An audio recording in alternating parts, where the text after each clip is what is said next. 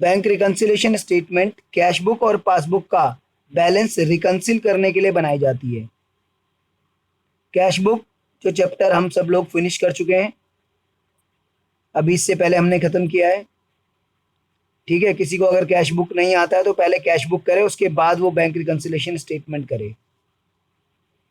तो cash book के बारे में बिजनेसमैन प्रिपेयर करता है। उसमें दो कॉलम होते हैं main, cash column, bank column. Cash column में ये लिखा जाता है कि कितना कैश आया, कितना कैश गया और कितना कैश बचा हुआ है। और बैंक कॉलम में ये लिखा जाता है कि बैंक में कितना शुरू में था, कितना डिपॉजिट कराया, कितना विड्रॉ हुआ और कितना बचा हुआ है, जो इससे पहले हमने चैप्टर फिनिश किया। सबने पढ़ा है कि कैश बुक में डेबिट में आपको पता ही है रिसिप्ट आती है। कैश अगर बढ़ता है तो कैश कॉलम के डेबिट में, और अगर बैंक में बढ़ेगा तो बैंक कॉलम के डेबिट में। और जब विड्रॉ होता है या पेमेंट होती है, कैश में पेमेंट होगी तो कैश के कॉलम के क्रेडिट में, और अगर चेक से पेमेंट होगी तो बैंक कॉलम के क्रेडिट में। तो कैश बुक के बारे में, कैश बुक बिजनेसमैन प्रिपेयर करता है। कैश बुक में डेबिट में रिसिप्ट्स लिखी जाती हैं, क्रेडिट में पेमेंट्स लिखी जाती हैं। कैश बुक में बैंक कॉलम के थ्रू ये देखा जाता है कि बैंक में कितना शुरू में था, कितना डिपॉजिट कराया, कितना विड्रॉ किया और कितना बचा हुआ है। पासबुक क्या होती है भाई? पासबुक ये बैंक प्रिपेयर करता है और इसमें बैंक एंट्री करता है कि कस्टमर ने कब जमा कराया, कब निकाला, कितना कस्टमर का बैलेंस बचा हुआ है। ये बैंक जो है कस्टमर को ही दे देता है, लेकिन एंट्री बैंक ही करता है। आप बैंक को पासबुक देते हो, बैंक उसको प्रिंट करके फिर आपको वापस कर देता है। टाइम टू टाइम आप प्रिंट करवाते रहते हो, लेकिन इसमें सारी एंट्रीज बैंक करता है। तो इन शॉर्ट अगर हम बात करें तो कैश बुक का जो बैंक कॉलम होता है उसके थ्रू बिजनेसमैन ट्रैक रखता है अपनी बैंकिंग ट्रांजैक्शन का। बैंक में शुरू में कितना था, बैंक में कितना डिपॉजिट कराया, बैंक से कितना विड्रॉ करा और बैंक में कितना बचा हुआ है। और पासबुक जो होती है उसके थ्रू बैंक ट्रैक रखता है कि कस्टमर का शुरू में कितना था, कस्टमर ने कितना डिपॉजिट कराया, कस्टमर ने कितना विड्रॉ करा और कस्टमर का कितना बचा हुआ है। तो एक ही रिकॉर्ड है, बस ये है कि एक बिजनेसमैन बना रहा है रिकॉर्ड और एक बैंक बना रहे हैं, क्योंकि दोनों को एक दूसरे पे भरोसा नहीं है। हम आंख बंद करके थोड़ा ना बैंक की बात मान लेंगे कि ठीक है जी, मैं अपना जो है कुछ प्रिपेयर ही नहीं करते हैं बैंक कॉलम वगैरह, और बैंक तो एंट्री कर ही रहा है, बस जो बैलेंस होगा ठीक है। ऐसे थोड़ा ना मान सकते हैं हम तो अपना करेंगे ही ना, क्या पता बैंक कोई फ्रॉड कर दे। ऐसी बैंक भी हमारे पे थोड़ा ना भरोसा कर लेगा। हम दिखा दें बैंक को कि देखो जी हमने तो मेंटेन कर रखा है, आपको मेंटेन करने की ज़रूरत नहीं है, तो बैंक थोड़ा ना मान लेगा। तो एक ही रिकॉर्ड है, लेकिन बैंक अपने लिए प्रिपेयर कर रहा है, हम अपने लिए प्रिपेयर कर रहे हैं, है कि नहीं? फर्क ये है कि जब कैश बुक होती है तो कैश बुक हम बनाते हैं और हम डेबिट में रिसिप्ट लिखते हैं, क्रेडिट में पेमेंट। और पासबुक बैंक बनाता है और बैंक उल्टा करता है, बैंक क्रेडिट में कस्टमर को जो मिला है वो लिखता है, और डेबिट में जो उसने कस्टमर से चार्ज किया है या कस्टमर के अकाउंट से जो गया है वो लिखता है। तो पासबुक में उल्टा होता है कैश बुक से। कैश बुक में डेबिट में प्लस आइटम्स, क्रेडिट में माइनस आइटम्स, और पासबुक में डेबिट में माइनस आइटम्स और क्रेडिट में प्लस आइटम्स, ये होता है कि नहीं? तो और दोनों एक ही, बैंक भी वही रिकॉर्ड रख रहा है, हम भी वही रिकॉर्ड रख रहे हैं, तो ऑब्वियस सी बात है सेम रिकॉर्ड रख रहे हैं तो बैलेंस मैच होना चाहिए। बट जनरली बैलेंस मैच होता नहीं है, होना चाहिए लेकिन होता नहीं है बैलेंस मैच। क्यों नहीं होता है मैं बता देता हूँ। Time factor. टाइम फैक्टर क्या है कि आपने चेक आज जमा कराया, तो अगर आपने आज जमा कराया तो आप कैश बुक का बैलेंस आज देख रहे हो तो ज़्यादा हो गया। क्यों? क्योंकि आपने आज जमा कराया 10,000 का चेक और आपने कैश बुक में एंट्री कर दी, तो कैश बुक का बैलेंस 10,000 बढ़ गया। अब आप ये देख सोचो कि आज के दिन अगर पासबुक में भी वही बैलेंस हो जाए तो वो कैसे हो जाएगा? बैंक तो एंट्री तब डालेगा जब 3-4 दिन बाद वो चेक क्लियर हो जाएगा। तो आज की डेट में देखोगे तो दोनों का बैलेंस थोड़े ना मैच होगा। हाँ, 3-4 दिन बाद देखोगे तो दोनों का बैलेंस मैच होगा, क्योंकि तब बैंक भी एंट्री कर चुका होगा। लेकिन बैंक रिकंसिलिएशन स्टेटमेंट तो एक पर्टिकुलर डेट पे बनती है, तो उस डेट पे कुछ ना कुछ ऐसी ट्रांजैक्शन होंगी जो हमने लिख ली होंगी और बैंक ने नहीं लिखी होंगी।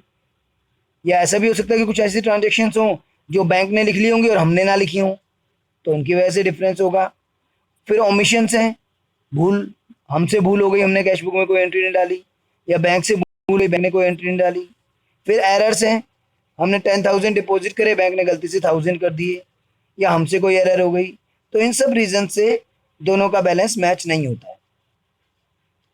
ठीक है, तो फिर हमें एक स्टेटमेंट प्रिपेयर करनी होती है जिसमें हमें क्या करना होता है कि एक बुक का बैलेंस, जैसे कैश बुक का बैलेंस गिवन है, और फिर हमें उसमें लिखने होते हैं क्या क्या डिफरेंस के रीजंस हैं, 1 2 3 4, ये सब डिफरेंस के रीजंस क्वेश्चन में गिवन होते हैं।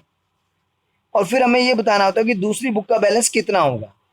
ये बैंक रिकंसिलिएशन स्टेटमेंट में होता है। एक बुक का बैलेंस गिवन होता है, डिफरेंस के रीजंस गिवन होते हैं कि इन इन रीजंस की वजह से डिफरेंस है।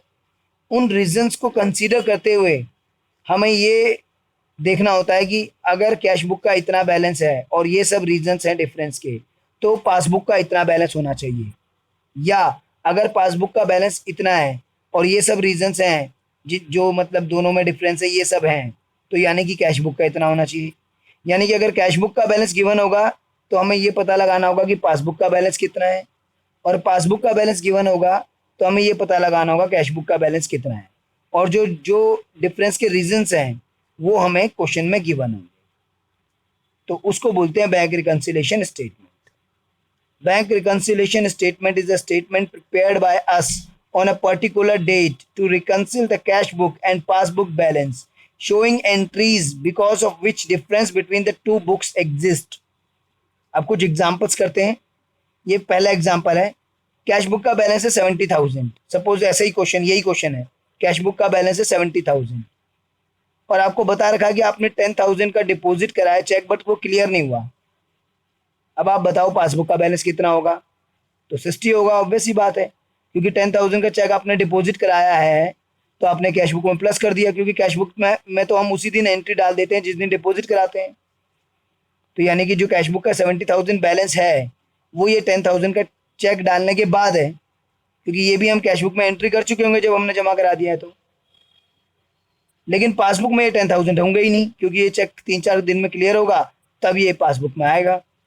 तो पासबुक का बैलेंस ऑब्वियस सी बात है 10,000 कम होगा, तो पासबुक का बैलेंस कितना होगा? 60,000। तो यही बैंक रिकंसिलिएशन स्टेटमेंट में करना होता है। एक बुक का बैलेंस गिवन, 5-6 रीजन गिवन होते हैं। यहाँ पे तो डिफरेंस का मैंने एक एग्जाम्पल नंबर 1 में 5 रीजन गिवन होते हैं। फिर ये सोचना होता है कि अगर ये डिफरेंस के रीजन है तो उस बुक में क्या इफेक्ट रहा होगा, और उस बुक का बैलेंस लास्ट में निकालना होता है कि कितना होगा। तो ये अभी हम क्वेश्चंस के थ्रू करेंगे, ज़्यादा थ्योरेटिकल बताऊंगा तो समझ में नहीं आएगा। धीरे धीरे जैसे क्वेश्चंस आते जाएंगे मैं पॉइंट्स ऐड करता चलूंगा। चलिए एग्जाम्पल नंबर 2, ये देखिए एग्जाम्पल नंबर 2, पासबुक का बैलेंस 70,000 है, आपने जो है चेक डिपॉजिट कराया लेकिन क्लियर नहीं हुआ। Check deposited but not clear 10,000। तो 70,000 पासबुक का बैलेंस है, 10,000 का चेक डिपॉजिट है, क्लियर नहीं है, तो कैश बुक का 80 होगा, क्योंकि 10,000 का चेक कैश बुक में आ चुका होगा, तो इसलिए कैश बुक का बैलेंस 80,000 होगा। 70 पासबुक है, उसमें 10,000 का चेक जो डिपॉजिट कराया है वो नहीं है, लेकिन कैश बुक में है, तो कैश बुक 70 + 10 80 होगी। और देखिए एग्जाम्पल, पासबुक 70,000 है और बैंक चार्जेस है 200 के। बैंक ने 200 के चार्ज लगाए हैं और पासबुक में एंट्री है, बैंक करता है उसमें, लेकिन हमें नहीं पता। हमें तब पता चलेगा जब हम पासबुक देखेंगे कि इसमें 200 रुपये बैंक चार्जेस के लगा रखे हैं, तब तक तो हमें नहीं पता। तो 200 रुपये के बैंक चार्ज पासबुक में है, कैश बुक में नहीं है, तो कैश बुक का बैलेंस बताना है। तो ऑब्वियस सी बात है कैश बुक का बैलेंस 200 रुपये ज़्यादा होगा, क्योंकि उसमें से बैंक चार्ज अभी कटे ही नहीं है। तो पासबुक 70,000 है तो वो 70,200 होगा, क्योंकि उसमें 200 रुपये चार्ज कटा ही नहीं है। एक और एग्जाम्पल देखिए, पासबुक का बैलेंस है 80,000, check issued but not presented है 10,000।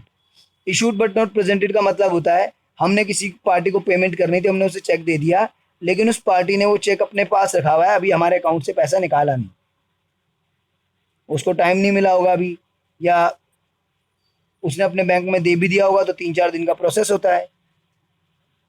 तो हमने तो चेक इशू कर दिया 10,000 का, लेकिन वो प्रेजेंट नहीं हुआ, तो जब तक वो प्रेजेंट नहीं होगा बैंक हमारे अकाउंट से पैसे काटेगा नहीं। जैसे कि जब तक क्लियर नहीं होता तब तक हमारे अकाउंट में आता नहीं है, ऐसे ही जब तक वो प्रेजेंट नहीं होगा तब तक वो हमारे अकाउंट से कटेगा नहीं पैसा। तो पासबुक का बैलेंस 80,000 है और कैश बुक का बैलेंस पूछा है, तो कैश बुक में तो 10,000 लेस हो चुका है, जो हमने इशू करा हमने तो उसी दिन लेस कर दिया, तो कैश बुक का बैलेंस होगा 70,000। तो ये 4 एग्जाम्पल थे। अब हम आगे और डिटेल में समझेंगे क्वेश्चंस के थ्रू। Question number 1,